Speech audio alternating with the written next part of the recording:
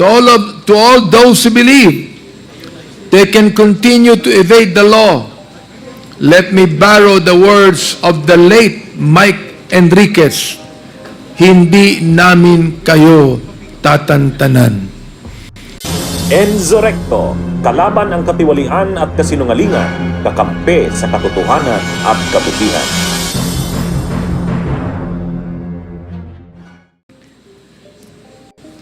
The next to deliver his opening remarks is our Chair of the Committee on Human Rights. Congressman Abante, you are recognized.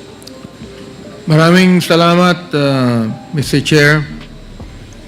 My incredibly industrious co-chairs, our distinguished colleagues, resource persons and witnesses, mga kababayan, ang mga nanonood po ngayon na libu-libong mga kababayan natin dito po sa Quadcom hearing. Tayo po nagsimula na ng ating Season 2 ng hearing na ito. At ang panimula ay tungkol po sa extrajudicial killings. Today, we continue the important work of the Quad Committee in seeking justice for the countless lives that have been affected and lost due to the evils of pogos, illegal drugs, and extrajudicial killings. But before I continue, I would like to acknowledge the members of the Quad Committee who have returned to work despite the ongoing House break, a time when many of our colleagues are filing their certificates of candidacy. This hearing was originally scheduled for October 17, but we move it up because the House of Representatives recognizes that justice cannot wait. The urgency of our work is clear. Those responsible for the violence and suffering we have uncovered must be held accountable. We must continue to be resolute in our quest for justice. Kahit na po dapat kami ay nandun na sa aming mga distrito upang kami magpakilala bilang mga kandidato rin naman. Andito kami upang ipagpatuloy po natin ang ating tinatawag na quest for justice. The Bible reminds us in Proverbs 21 verse number 15, and I quote, "It is joy to the just to do judgment, but destruction shall be to the workers of iniquity." Destruction shall be to the workers of iniquity. End of quote. This passage, ladies and gentlemen, my friends, speaks of the righteous path of justice and the inevitable downfall of those who commit wrongdoing.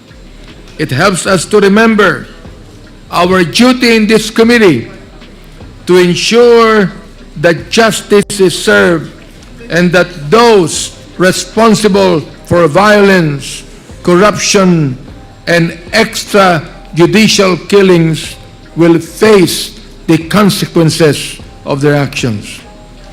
To all those who believe they can continue to evade the law, let me borrow the words of the late Mike Enriquez, "Hindi namin kayo tatantanan." Kaninang umaga, andun po kami sa bills and tawag doon, bills and records section. Kami po ay nag-file ng dalawang bill. Ito po ang House Bill number 10986 tungkol sa EJK at House Bill 10987 Anti-Offshore Gaming Operations Act. Upang sabihin sa ating mga taong bayan na ang Quad Committee ito ay concerned in aid of legislations. Pero gusto ko rin pong bigyan ng babala ang mga tao na siyang guilty sa mga krimen na ito pang Quad Committee ay pwede rin namin gamitin in aid of prosecution. During this short pause in our hearings, this representation could not stop thinking about the information we have unearthed. We have heard in these hearings shocking examples of unexplained wealth. Ito po'y binanggit na sa inyo ng ating Quad Committee Chairman. Houses that cost millions of pesos, businesses bought and owned by those living on government salaries. This reminds me of the line that appears at the beginning of the book by Mario Puzo, the Godfather, attributed to the Honoré de Balzac. The quote is, "Behind every great fortune, there is a crime." The crimes we are investigating, however, go far beyond mere financial gain. They have resulted in the loss of life. I cannot fathom how those who have enriched themselves at the cost of the suffering of others can live with themselves knowing that their fortunes are built on the blood of their fellow citizens. How they can live lavishly knowing that their money is blood money. Hindi po kami ang Quadcom ang maghihiganti rito, kundi ang sabi po ng ating Panginoon, "Vengeance is mine, saith the Lord, I will repay." Gagamitin po ng Diyos ang ating mga korte, ang ahensya ng gobyerno, mga law enforcement agencies. Gagamitin po ng Diyos ang taong bayan upang makita po natin na ang mga taong gumawa ng mga krimen na ito ay hindi maaaring makatakas. To these people and to those still in hiding, like Attorney Harry Roque, I say this: have the courage to face the consequences of your actions.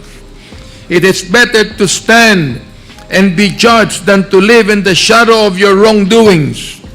Maniwala po kayo, justice will catch up to you sooner or later.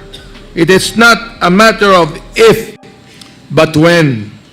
As we have always said, the time of reckoning has come. Mga kababayan, the House of Representatives will not rest until those responsible for these heinous crimes are caught, tried, convicted, and punished. We owe this to the victims, their families, and to every citizen who believes in the rule of law. Nandito po ang ating mga kamag-anak ng ating mga biktima na sila po ay nag-travel pa sa malayong lugar mula Cebu upang pumarito. Hindi na po sila pumasok sa trabaho upang ideing po nila ang mga injustices na nangyari sa kanila. We will not stop there. We will also ensure that the suffering we have witnessed will not be repeated. We are committed to putting in place safeguards and laws that will prevent such tragedies from happening again. Hindi ito pwede maulit muli. Justice may sometimes be delayed, but it will not be denied. With resolve, we will continue this fight until justice is finally served. Maraming salamat po. May kulanong salita na ang ibig sabihin dito ay ang pagkakaisa. Bunyog Party List. Halika na, Bunyog Party List ka na. Halika na, Bunyog Party List ka na.